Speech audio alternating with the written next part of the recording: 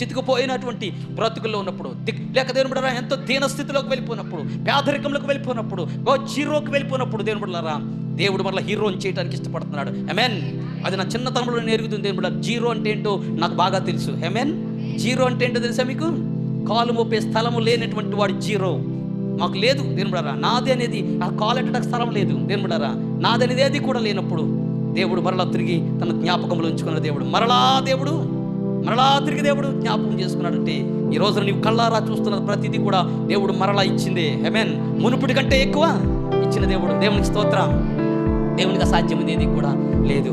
దేవుని బిడ్డలారా, నీ జీవితంలో ఆయన చేయబోయే గొప్ప కార్యాలు అవి.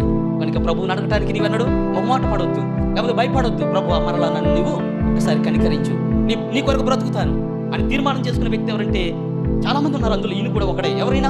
ఎవరమ్మా? సంసోనే కాదు, ఈ యొక్క రాజుగారు అయినటువంటి హిజ్కియా. హల్లెలూయా.